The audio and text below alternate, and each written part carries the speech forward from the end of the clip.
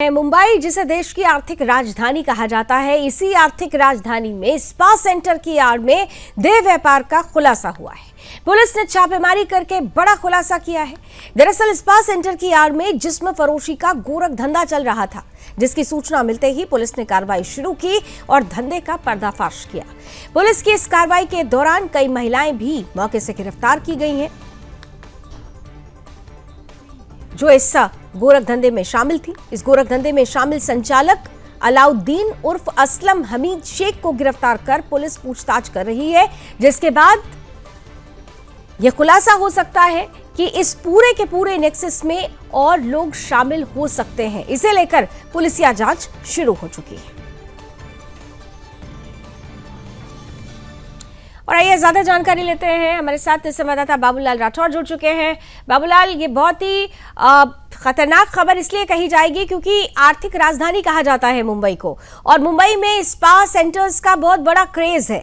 लेकिन spa centre के नाम पर इस तरह से देह व्यापार का गोरख धंधा, पुलिस ने खुलासा तो किया, लेकिन तार क्या और बड़े हो सकते हैं, नेक्सस बड़ा हो सकता है? क्या जानकारी अब तक आपके पास?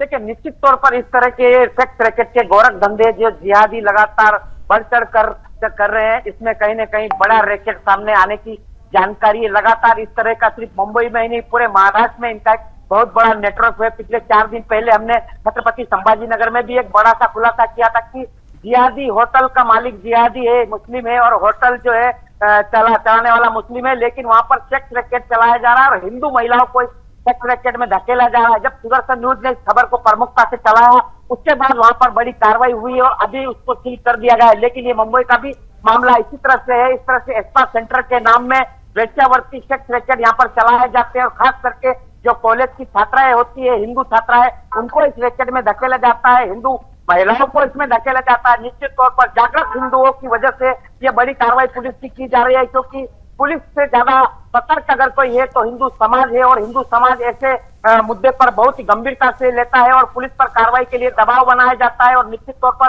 हिंदुओं की जागरूकता के चलते इस तरह के बड़े कारनामे उजागर होते हैं। ये स्पा सेंटर कब से चल रहा था? कब से ये स्पा सेंटर एक्टिव है? देखिए, निश्चित तौर पर इस बारे में अभी पुलिस की तरफ से कुछ भी जानकारी नहीं दी गई। हालांकि इस पूरे मामले पर पुलिस की कार्रवाई की जा रही है। जल्द ही पुलिस का बयान इसमें सामने आएगा।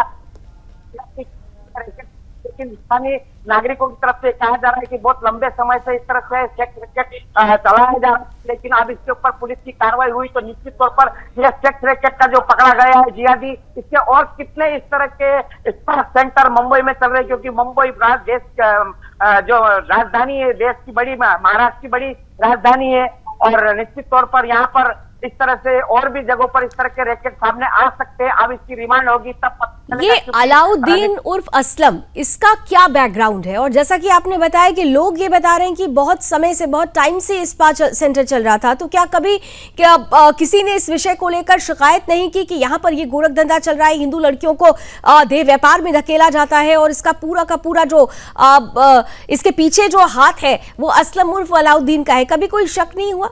इसका कोई बैकग्राउंड पता चला है आपको?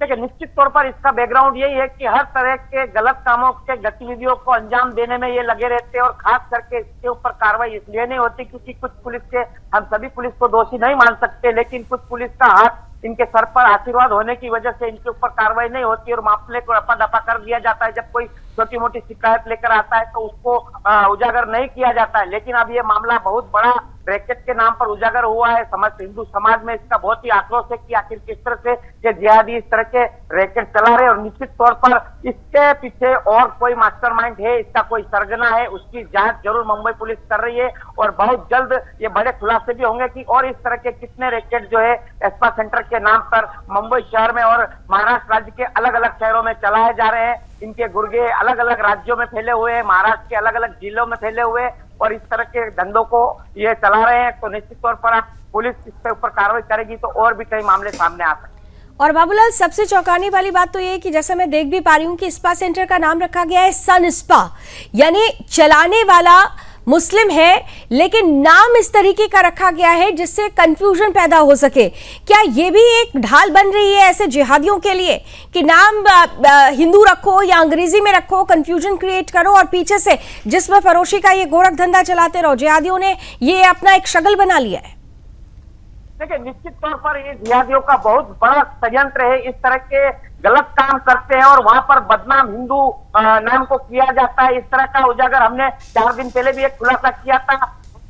एक मुसलमान है लेकिन होटल का नाम साईं पूजा रेस्टोरेंट, कई महीनों से इस तरह का सेक्स रैकेट चल रहा था।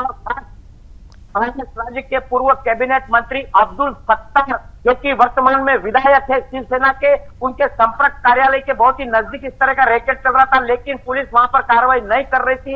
हिंदू समाज आंदोलन कर चुके, फिर भी कार्रवाई नहीं हुई। क्या इस अलाउद्दीन को भी कोई राजनीतिक संरक्षण मिला हुआ है? इसके बारे में भी कोई जानकारी मिली है? निश्चित तौर पर देखिए, निश्चित तौर पर अभी महाराष्ट्र में चुनाव आने वाले और निश्चित तौर पर ऐसे गतिविधियों करने वाले इन जिहादियों को भी राजनीतिक सुरक्षा संरक्षण मिला हुआ है, जिसके चलते वोटों के लालच में इनके दबाव में दबे हुए रहते हैं और कार्रवाई नहीं की जाती है। और जब कार्रवाई भी करती है तो पुलिस पर भी दबाव बनाया जाता है। ठीक है, यानी कुल मिलाकर लेकिन अब पर्दाफाश हुआ है। सुदर्शन ने ऐसी खबरों को प्रमुखता से दिखाने का जो ये बीड़ा उठा रखा है, इसीलिए हम शौर्य के 23 वर्ष बोलते हैं कि जहां जहां हिंदू और हिंदू बेटियों को निशाना बनाया जाएगा, वहां वहां सुदर्शन मुखरता के साथ खड़ा रहेगा, डटा रहेगा। Thank you so much Babulal ji, आप हमारे साथ जुड़े और इस विषय पर जो भी अपडेट होती रहेगी वो हम आपसे लेते रहेंगे। कुल मिलाकर इस्पात सेंटर की आड़ में जिस्म फरोशी का ये गोरख धंधा असलम उर्फ अलाउद्दीन जो चला रहा था, हिंदू लड़कियों को इसमें ढकेल रहा था, इस बड़े रैकेट का खुलासा किया गया है। और इस खुलासे के बाद पुलिस ने अलाउद्दीन को गिरफ्तार कर लिया है और अब यह जांच की जा रही है कि यह रैकेट कहां-कहां तक फैला हुआ है और इसमें और कौन-कौन जिहादी शामिल